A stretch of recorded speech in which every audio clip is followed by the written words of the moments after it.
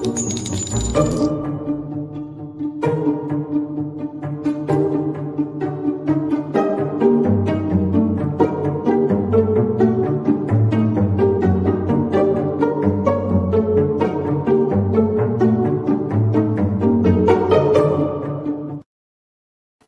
everybody, this is Katie Weaver from the True Crime Squad. I am introducing to you an episode that we originally recorded 3 years ago this month. This was before JJ and Tylee's bodies were found. This was at the time when Lori Vallow was sitting in the Rexburg jail, in the Madison County jail, uh, on charges of neglect and failure to produce the children, the things that got her brought back here from Hawaii. Chad hadn't been charged with anything. That's where our mindsets were. But all of their beliefs had started coming out, all of their wild ideas, and people were very confused. And this was one of those times where Kristi and I were able to tap into our roots as former Mormons to think about where those beliefs may have come from and help to sort a little bit through what is actually Mormonism and what isn't, where they went off the rails, what was pretty egregious actually to the church, as well as beliefs that really did spin off probably from things that they had learned in their religion. So while this is an old episode, and it's truly old considering that it was before the kids were found, when we watched through this one, we felt like it has a lot of value in trying to understand where in the hell the mindset of these people was or wasn't. And so that's why we felt like this was an important one to resurrect, if you will, and bring back to the light. So sit back and relax and see what you think. Of course, we are covering the ongoing missing children case, the Daybell Vallow case, which is the name of the two adults that are involved. But the children are JJ Vallow and Tylee Ryan. As you know, probably if you've been listening to us or if you've been paying any attention to the news, these children have been missing since September of last year. Their mother is currently incarcerated in the Madison County Jail in Rexburg, Idaho, which is where Katie lives and 25 miles from where I live. So this is a very relevant case to us. And she is awaiting her pretrial hearing coming up. And I think there's a bail reduction hearing coming up, several things coming up. Yeah, next week. On the 24th, I believe. Yeah. Yeah. In which she continues to refuse to tell anyone where her children are. So we have covered already the basic story of the children's disappearance 2 weeks ago. And then our last episode was about Joseph Ryan, who is Tylee Ryan's father, who passed away a couple of years ago.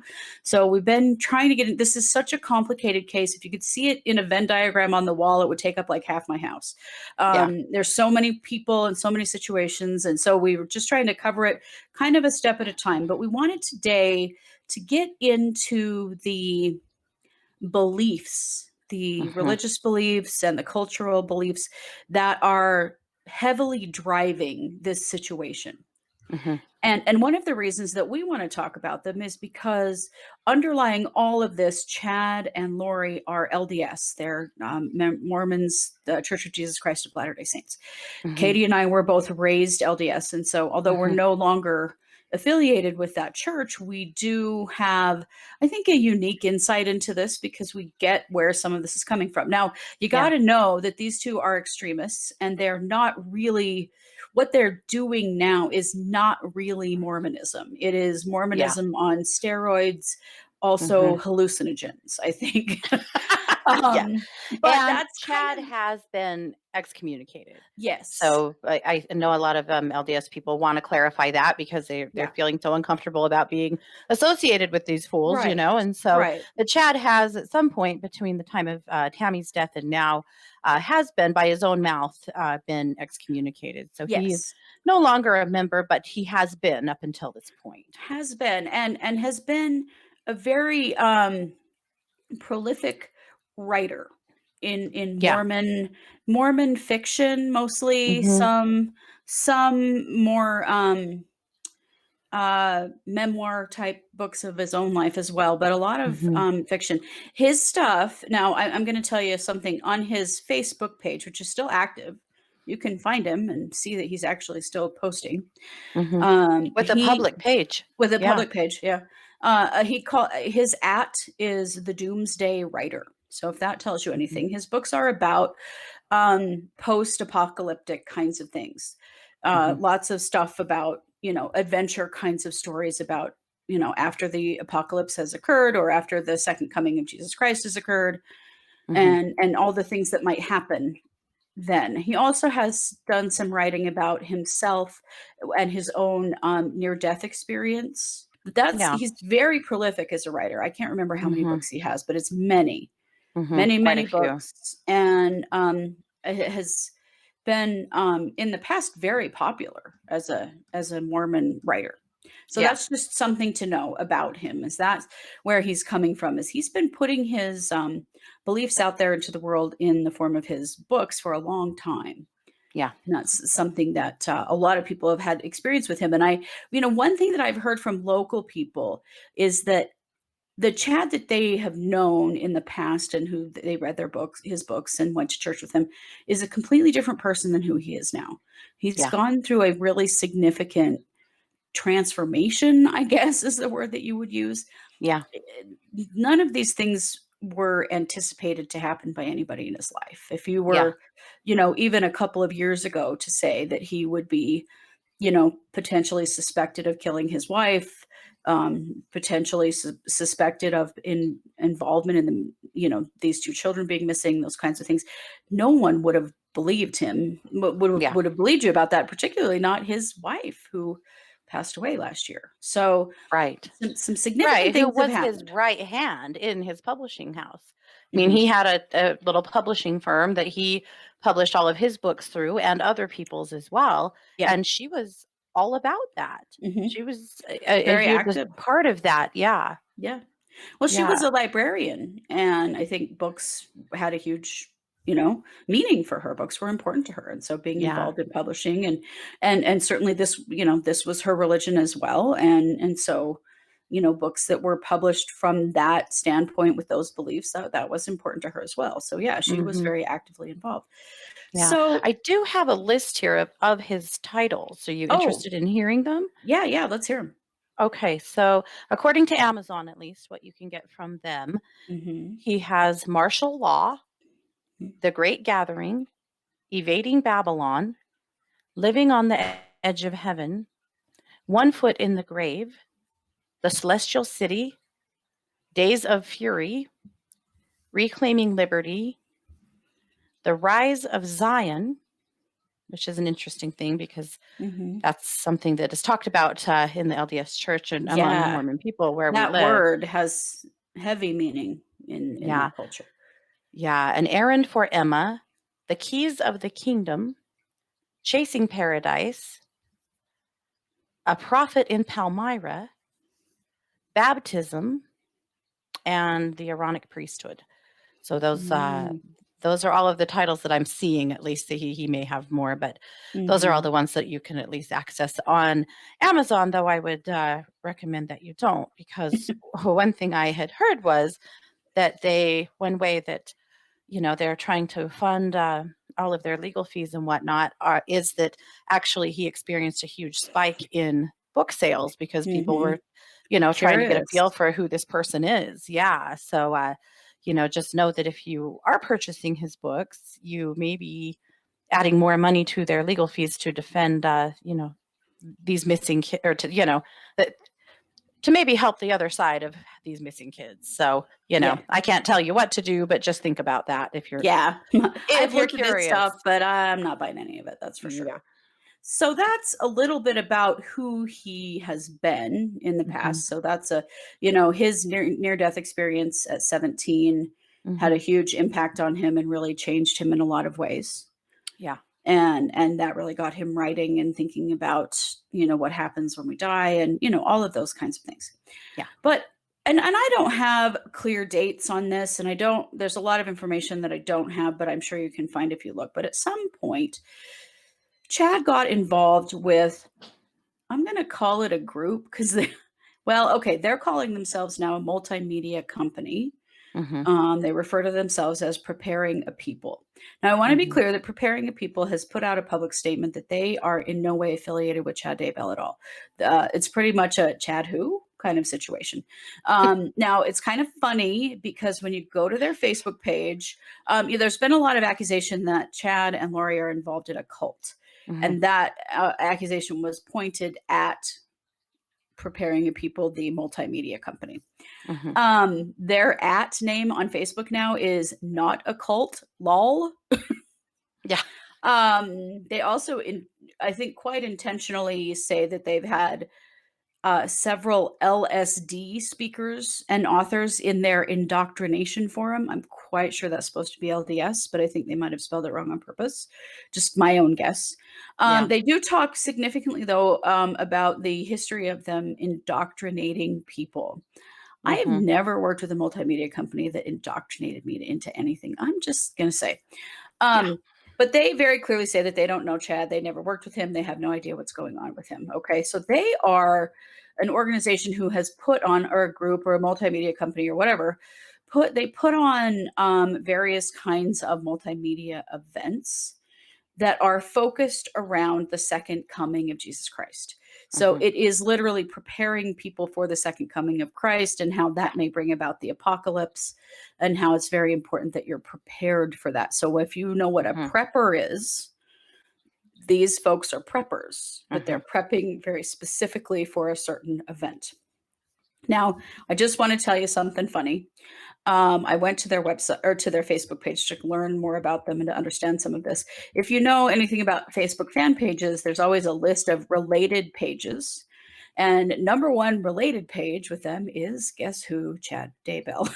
So if you click on him and you go to his public page, his banner, his Facebook banner at the top is a picture of a Preparing a People event that occurred in February of 2019. And the third speaker over from the left is Chad Daybell. So clearly, obviously, they want to separate themselves from him, which I completely understand. Who wants to be involved with these people who have potentially, murdered someone, have done away with some children or put them somewhere or done something, they don't want to be,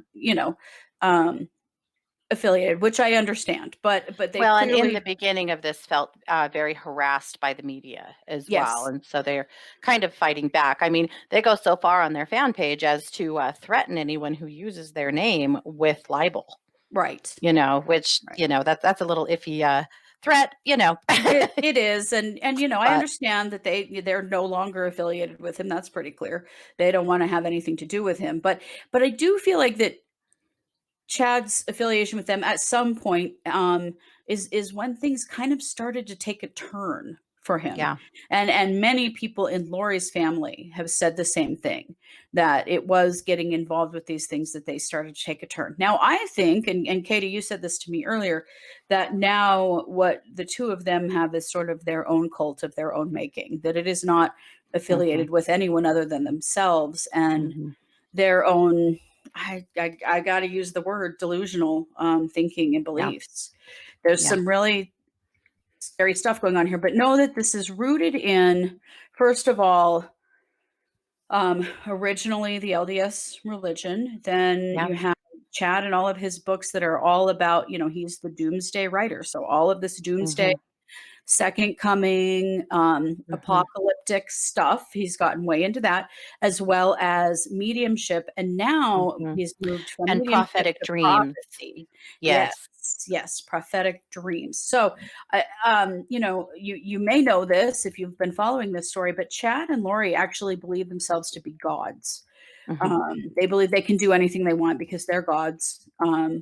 And I want to talk about that for a minute because that is rooted heavily in LDS belief. And I know people don't like it when we talk about this, but you and I grew up with it. We know that's true. Yeah, that Mormons are taught, or we were taught as children, that if we followed all the rules and did all the stuff and were good kids our whole lives, we would go to what was known as the celestial kingdom, which is the highest level of heaven.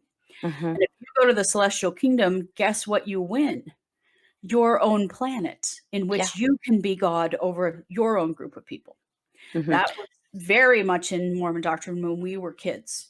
Yep. You and the spouse that you are sealed to Yes, and there would had to be one become of those, and they had to yep. be the opposite gender of you for sure. Yeah, and you would become gods and goddesses of yes, Yes. your own planet. Yeah. Yeah. So Lori and Chad seem to have sped that up a bit, as far as those beliefs are concerned, because they Mhm. both have put out, statements that they do believe that. Now, I want to tell you something that's on his Facebook page right now. This was posted on um, Easter Sunday, which was April 12th, 2020.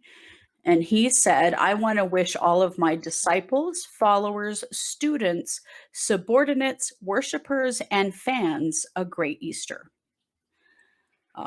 That's legit, real. He wrote it himself on his own Facebook page. Okay. So that really Mhm. tells you what he believes about himself. Yep.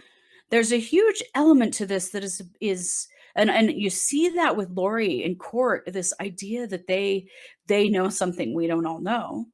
Yeah. And that they are above all of this and that they don't really have to participate and none of this is really going to have any impact on them. You really get that Mhm. impression from them, don't you think? Mhm. Oh my goodness. If you have watched any files or tapes from Lori in court, Mm, particularly her first visit to the Madison County Courthouse, which if yeah. you want to see this kind of stuff, just go to Justin Loom's Facebook page. Hmm. He is a reporter in Arizona who has cracked a lot of this case open, or Nate Eaton at East Idaho News. But Yeah. you can see the live stream from her being in court, and you Hmm. will be horrified at her behavior. Yeah. Laughing, And smirking. smirking, flirting with her attorneys. Her behavior is beyond shocking, It really, is. It's for someone very who that what she's strange. accused of.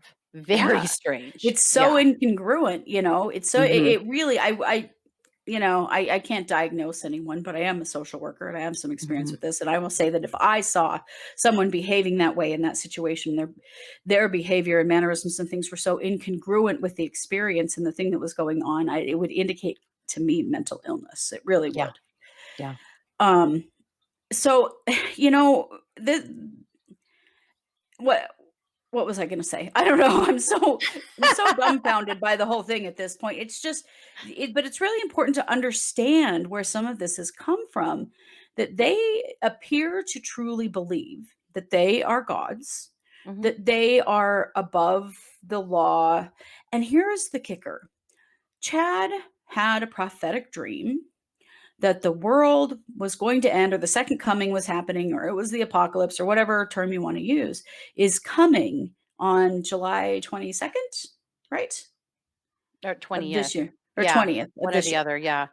Um so part of this all along, there've been lots of questions from people who know about their beliefs and all where this has all taken them is that they seem to think that maybe things we won't even be around when it comes time for there to be an actual trial because it's all coming to an end. I Yeah. mean, there's been a lot of prophetic stuff that has happened, but one thing that you should know is that Chad also had a prophetic dream that his wife Tammy was going to die, and guess what? Weirdly. She did. Weird. Now that is being investigated by the AG's office here in Idaho, Yeah. and they're looking into the potential that that was a murder. Of course, as you Mhm. know, it was initially deemed a natural death. Mhm. Completely healthy woman didn't wake up at age 49. Yeah, it seems legit to me. Seems legit. Um, but Why now, wouldn't she? Well, and, right? I mean, he believed that one so much, apparently, that, just within a couple of weeks of her death, he increased the life insurance on her exponentially. Right. Yeah. Yeah. Yeah. Well, And it was that, also, you can find more about that at East Idaho News. But yeah, yes. that's documented. Yeah, it is. Well, the other thing that is documented is that uh, Lori was preparing for their wedding before Yeah. Tammy, the first wife, died, and that is Yes. also documented in her internet searches and Hmm. Amazon purchases. Well, she bought her wedding ring She 3 did. weeks before Tammy died. She did. She bought her wedding ring and was searching for a Hmm. wedding dress 3 weeks before she died. Not only So did they know she was going to certainly, die, they knew when. How Right. interesting. Was this prophecy or a self-fulfilling prophecy? Right. And there's been a lot of that because Mhm. going back to Charles Vallow, which was Lori's previous husband who passed away last year when her brother shot him supposedly in self-defense, she believed that he was going to die and told multiple people that he was going to die. Uh-huh. And had, there had been some sort of prophecy about that. And conveniently, that also occurred. Uh-huh. Yep. Now, Well, and interestingly, with life insurance, there had been some extreme issues because Lori kept entering Charles' account where his life insurance was and locking him out of it and That changing the was PIN. just broken by Justin Loom last night Yeah. on Fox 10 in Arizona. That Mhm. that they have proof now that she kept locking him out of that account so that he couldn't change his policy. Yeah. Yeah. Because she was the beneficiary at that time. Mhm. And their marriage was, as we've spoken about before, was on the rocks. I mean, he did at one point actually file for divorce Yes. earlier in 2019. Sadly for him, had a change of heart and then was killed. But and he did manage to change that policy to his sister. He did.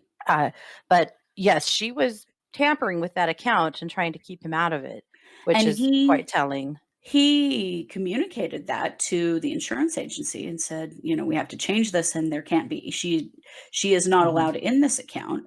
He had Yeah. reported to his own attorney that she had told him that he was going to die, that she was Mhm. going to kill him. Those things are all Mhm. documented long before he Mhm. died. She made it pretty clear that she knew that was going to happen. Yeah. Now, I Yeah. want to talk a little bit about the beliefs that seem to have something to do with the children. Yeah. And now this came from Ian Pulowski. Pulowski, who is married to Melanie, who is Lori's niece. I Yes. know. Get out your Venn diagrams, my friends. You're going to need a lot of Mhm. string.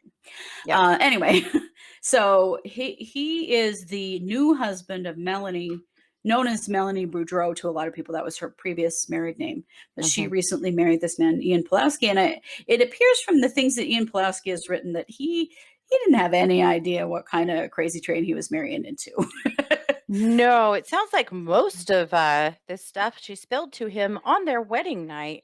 Yeah. Interestingly, they eloped to Las Vegas and got married the same weekend that Alex, the brother who is suspected to be the killer, well, that did kill Chad, or sorry, Mhm. Charles.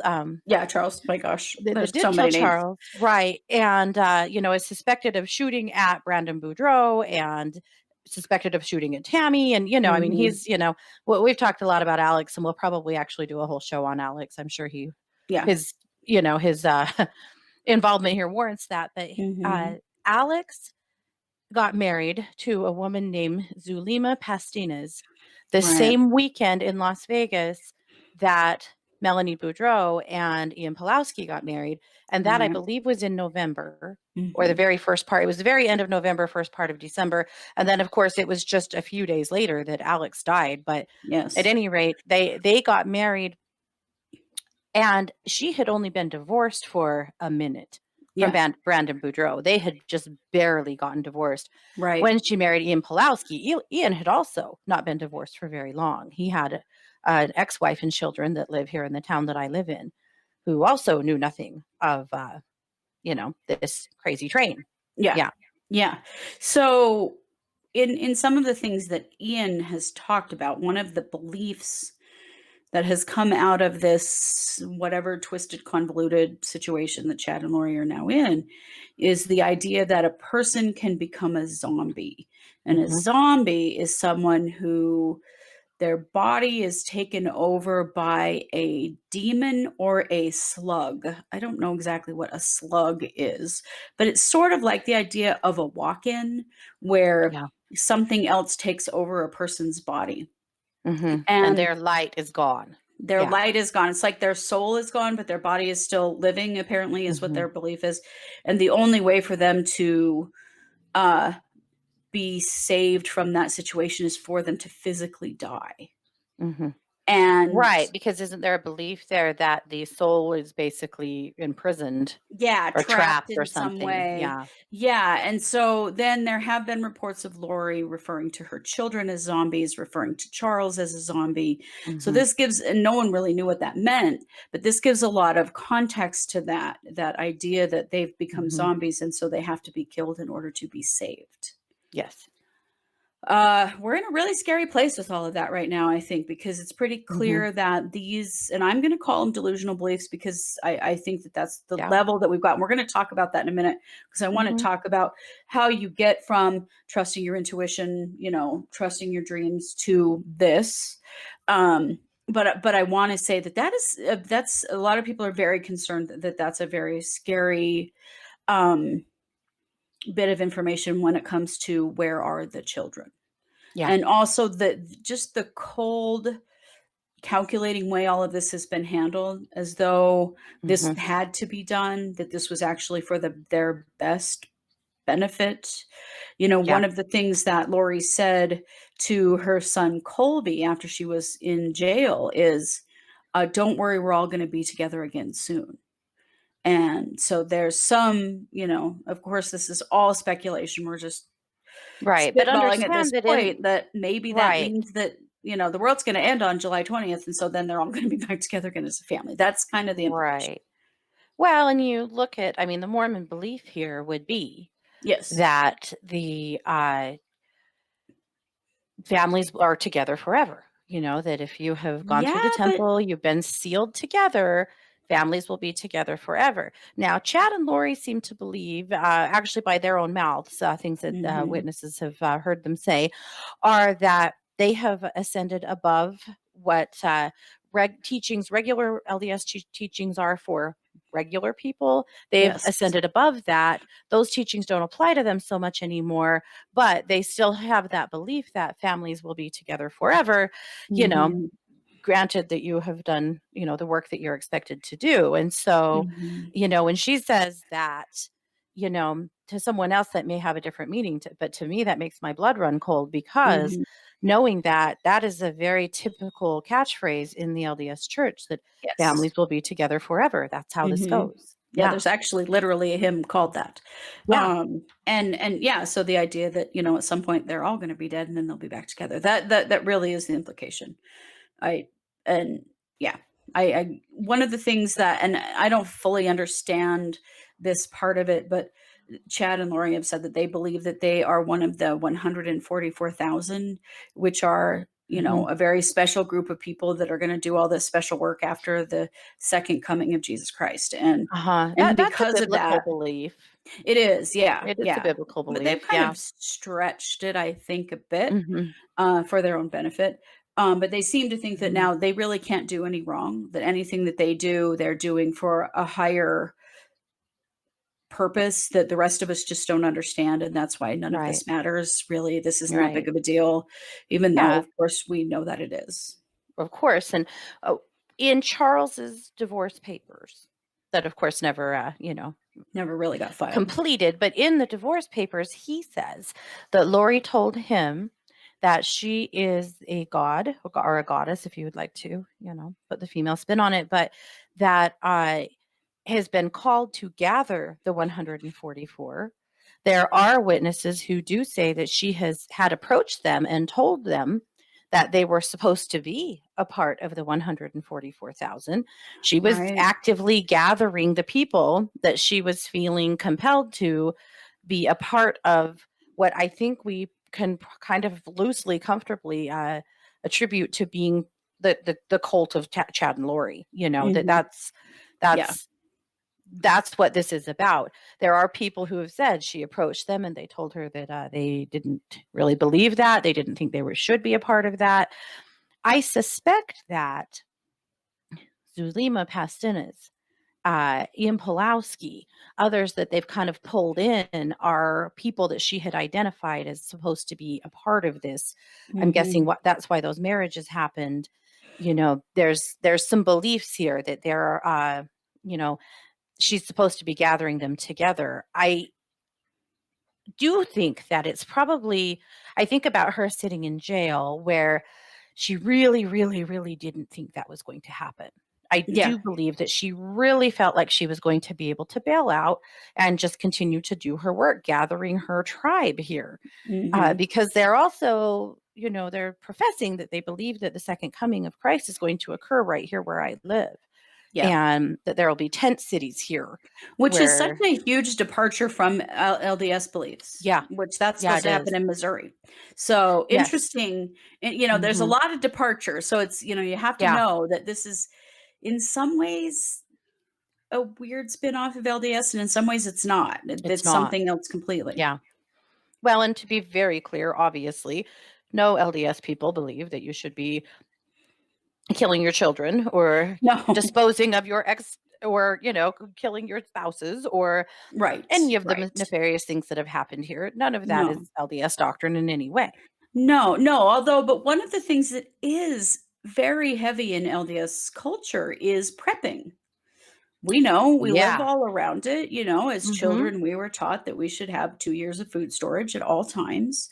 This idea that something bad was going to happen or something major was going to happen and that you were going to need to be able to provide for your family with what you had right now. That was a huge belief. It still is a huge belief. And our parents, we've talked about it, but our parents weren't like super hardcore Mormons. And so we did some stuff, but we had a garden, we did canning, we had an extra freezer full of meat. We definitely had a lot of extra food growing up. I can remember as adults for Christmas some years, our parents would give us food storage. Yes.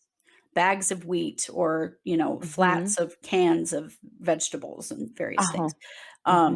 So that kind of, obviously everything that's happening here is being taken to the extreme and further, but that is a very deep-seated cultural practice for Mormons, that the idea that the second coming is going to happen, the second coming of Christ, and when it does, you need to be prepared. Now, here locally, that has expanded, of course, partially from, the Preparing a People group and other groups that are similar, I think, into stockpiling weapons, stockpiling ammunition, having bunkers, or tents. There was a really interesting interview, on East Idaho News with a person who apparently used to work for Chad, who, fell deeply into his beliefs for a while. And one of the things that he insisted that she purchase was this enormous canvas tent for her family to live in when the big D-Day comes. And it cost her thousands of dollars that she didn't have to sock away to have this tent.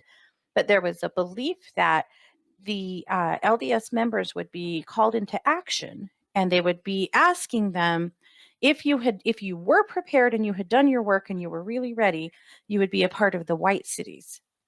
And you would join the white city. Interesting. The white city. Oh my God. Weird. If you weren't and only kind of prepared, then you would be asked to join a blue city or a green city. That's apparently where the less good kids go. And all of this is supposed to be right here where we live. I think they talked about that it would be out near Yukon, which is a little town like 10-ish miles from where I live. Yeah. And so, and so according to her, she had gone into an enormous amount of debt to purchase all of the food, supplies, tent, all of the things, that she was asked to have. That was probably partially based on what she was learning from Preparing a People. It was also based on his association and affiliation and hers with another website called A Voice of... Oh, yeah. AVOW. Of something. AVOW. Another voice of warning. So this is there another group another that comes voice of into warning. this. And this is also a local group. So the Preparing a People, as I understand it, the people that run that multimedia company live in this area. The person that runs AVOW also lives in this area. I got to tell you that AVOW in our area is well known as a hate group. Very anti people of color, very patriarchal, hate filled stuff. So very anti-LGBT. So you've got this combination of preppers, people expecting that the world is going to try to come to an end at any moment. And then also only the white, straight Christian people are the good people. So you can imagine that this is a combination of It's a recipe for disaster, which is It obviously is. sort of where we're at with this situation, but it is. Well, and It's it's a terrible interesting thing. with AVOW because AVOW's been around for quite a while. Yeah. And apparently the person who started AVOW in the first place it was more about religious people discussing church doctrine. And most of it was really just people like dissecting a scripture or a story or something. And, it was more of like a religious study group. And then over time, it kind of rolled into what it is now. It is a paid site. There are parts of the site that you can view. It's a forum. And there's parts of the site you can view. But if you really want to get hardcore and into it, you have to pay for access to the site. It is owned now. It was purchased from the original owner. And the person that purchased it is a person named Christopher Parrott. Christopher Parrott is a good friend of Chad's. It was reported that when he first got home from Hawaii, Chad actually lived with Christopher for a time. Christopher's been very outspoken on news stories and in the news and all over the internet, claiming that that Chad is a good person and that the kids are safe. This was a custody battle and that everybody's just freaking out over nothing. And he keeps saying that. At one point, he actually made a public statement that he was disgusted that the FBI had not been to talk to him yet so that he could tell them what he knew. I guess that was a call out. I guess so. Rate. So Christopher Parrott he also has a player here. He's also implied in like public Facebook groups that he knew where the kids were, that he knew exactly where they were and what was going on. Turns out, no, it doesn't. No, it seems to not really be true. It seemed a little more like maybe he was just drawing more attention to himself and to his site, maybe. Yeah, trying to make some money. Well, there was a portion of the site in which you had to pay to have access to Chad specifically.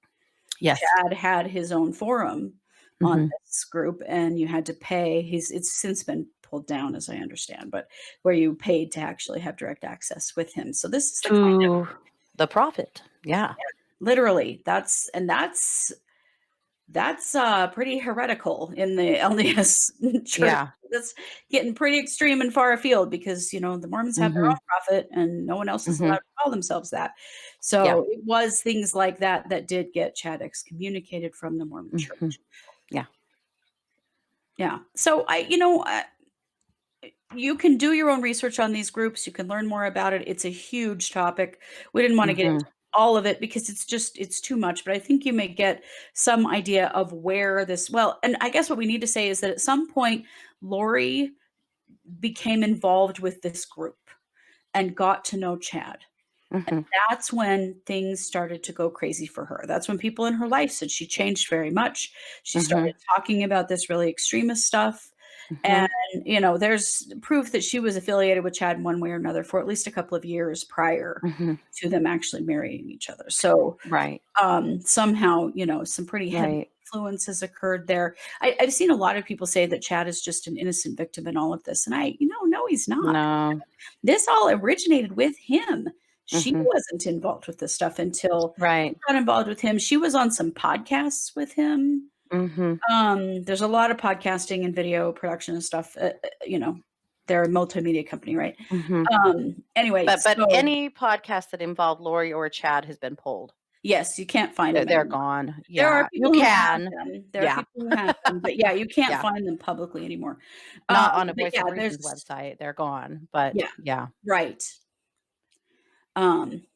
It's a voice of warning. Another voice of warning. Is what AVOW. Oh, right. Sorry. No, I meant preparing a people. Oh, preparing people. Right. It was their podcast that they were on at one point. I encourage you to do your own research on this and to learn about it because it's a lot. But I wanted to have a conversation because Katie and I have both worked as professional psychics and healers, and we don't see that as not mainstream kinds of stuff, really. But what somewhere in all of this, Chad went awry.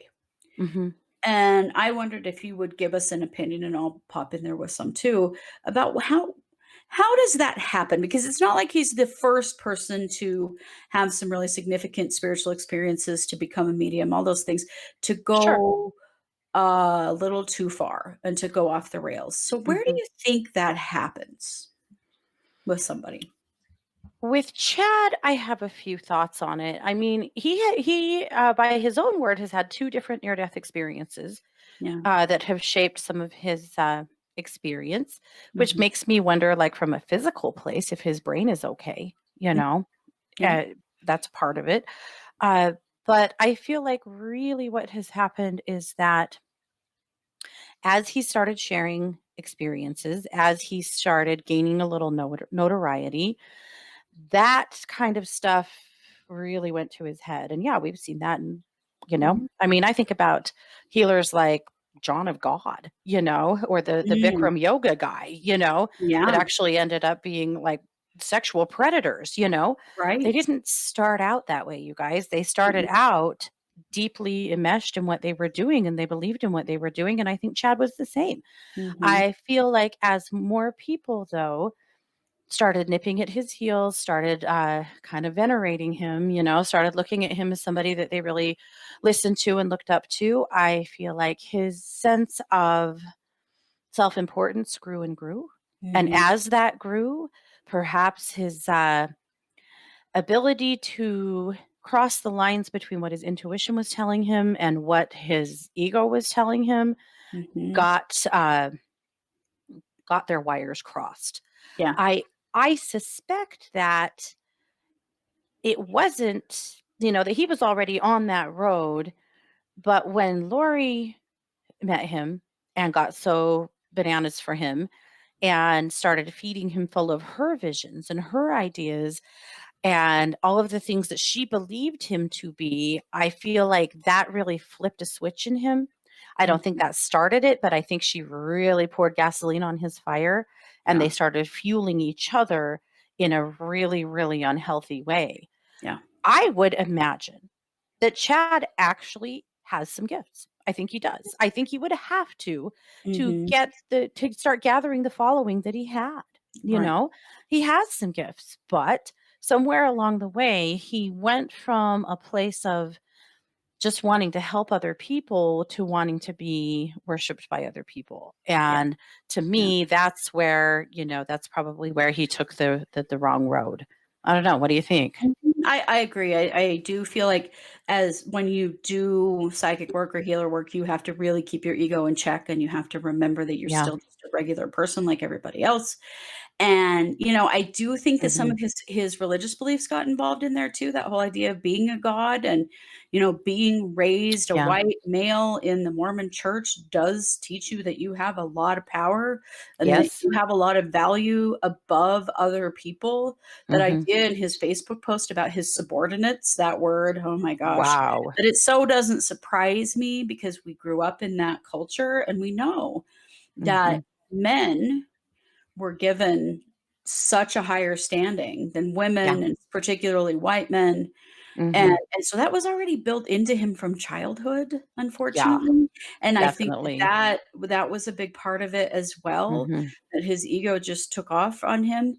And yeah, I mean, there's a very fine line between what your intuition says and what your ego tells you, what you Yeah. want and what is true. And Yes. I think about the things like, with Lori's husband, well, he's going to die. Well, they were very unhappily married. They had a lot of problems. She probably had a wish that he could die so that it would just be over, Mhm. and that got blown out. Mhm. Obviously, Chad had decided he didn't want to be with his wife anymore. And Mhm. same thing, that idea Mhm. that, well, what you want becomes your intuition. So if you want it, then it's going to happen. Yeah. I yeah, it all got really, really mixed up, but I really Mhm. truly feel like there is some mental instability here, particularly with Lori. Oh, Some yeah. delusional stuff that's going on with her Mhm. that is very concerning because she Mhm. seems to be completely unconcerned about the fact that her children are missing, and Mhm. she's in jail. She's not having contact with them or anyone who has No. them. There's nothing going on here in which if they No. were somewhere that she was just, able to just check on them periodically or something, that's not happening. No. And yet she's so confident that this is all just gonna go away. Right. And, the whole thing about, like, when Christopher Parrott said it and that, the kids are fine and this is just a custody thing, if that were true, don't you think Lori would have proven it by now so that she could get out of jail? Right. It's not true, She right? had the opportunity to prove it before she ever went to jail. She did, and she did not She's take that had opportunity. lots of opportunities, and I still see people online saying, if she would just turn over the location of the kids, this would all be over. And I go, no, it won't. Mm-mm. No, it won't. This has gone way too far now, Yeah, well, it has, because there are other criminal charges now, not just, Yeah, the child abandonment is, of course, is the biggie, but there are other right. Well, charges and as that's well. it. I mean, to the Christopher Parrots of the world, who, obviously are still believing what they're saying and actually think that maybe this is a child custody case. I'm so confused about how they can ignore the pile of bodies at Lori's feet. Yeah, I know. I that's very hard to. Most of us will never experience a murder or an accidental death or a shooting by, you know, self-defense in our lifetimes. Right. And yet, there are so many, if there are too many coincidences for, I think, most reasonable people to go, well, yeah, that can just be explained away by this. And of course, that can be Well, explained and away by that. How? particularly because all of the people who have passed were inconvenient people in her life. Yep. Conveniently, Mhm. her ex-husband who was fighting her for custody passes away. Yeah. Conveniently, her husband, who she was, not getting along with well, passes away. Conveniently, the Mhm. wife of the man she wants to be with passes away. And then Mhm. conveniently, the man who did kill her husband, self-defense or not, he did, Yeah. he also passes away. So that affiliation with her and how these people could all be inconvenient in her life and then they're gone Mhm. has a great deal of weight in my mind. Yeah. Oh, yeah. That if you get in her Absolutely. way, well, and of course now her children, we know Mhm. because she's said it publicly to people. There are lots of witness statements that say that they did things like say that Lori didn't have any children, or that she was an empty Mhm. nester, she only had older children, or that her daughter died a year ago, lying about ever Mhm. even having kids. So Yeah. it does appear as though they became inconvenient to her as well, Uh-huh. and now they're gone. Absolutely. Yep. And I wanna come back around to that's what's the most important in this story right now is those missing Mhm. kids. Right. Well, Melanie Boudreau Pulowski did tell the Chandler police that when they asked her where the children were, said that sometimes kids are full of light and then they're not. Yeah, That was her answer. If that doesn't chill you to the bone, I don't know what will, you right, know. right, goes right And you along with got to what think you about said, Tylee was 16. Tylee was 16. She had been through the death of her father and her stepfather. She'd been moved all over the place. Do you think this kid had some attitude? You I'll betcha. bet she was full of it, you Yeah, know? After raising 3 teenagers? Hell yes, she was mhm, probably difficult as hell, yeah, I'm sure that she was giving her mother a run for her mother. She was sick to death a run of for her all of money. this BS. Yeah, Oh, yeah. yeah, Yeah, I'm sure that she was. you I've know? thought about that too, about that, Mhm. JJ is young enough that he would just kind of go along with mom, but at Uh-huh. 16, Tylee, not so much. Yeah, surely Tylee. And there has been some speculation about what did Tylee, did she believe in her mother's beliefs?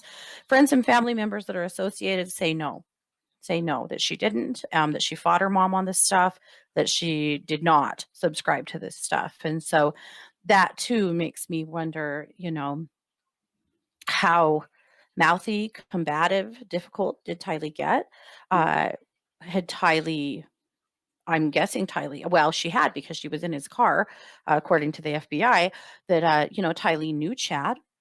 So Tylee was not stupid. She probably had put this together that her mother was having an affair with a married man. I right, just think about the fact that Tylee wasn't a dumb kid.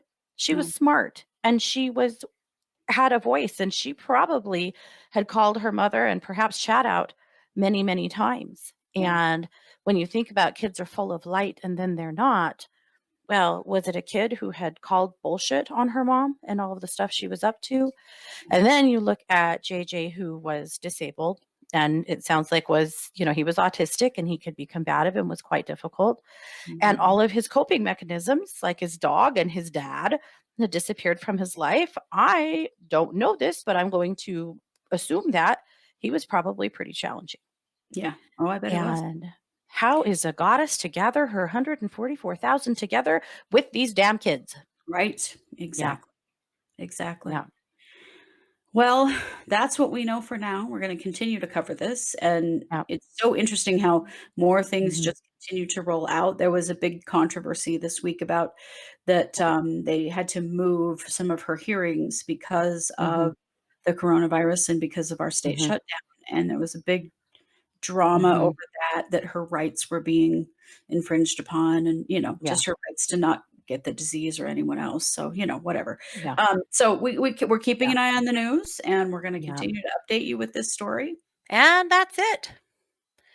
Much to everybody's shock and horror and not real surprise, the kids were found just 3 months later, buried on Chad Daybell's property. And then, of course, all of the murder charges and conspiracy charges came to be, which, of course, is where we are now, as Lori Vallow is currently, as I record this, in her second day of her trial. So hopefully this brought some value to you. I'm interested to know what your thoughts are. And as always, please keep it respectful and be polite and kind, because there's no reason not to be. And thanks for watching. This has been yet another production of the True Crime Squad.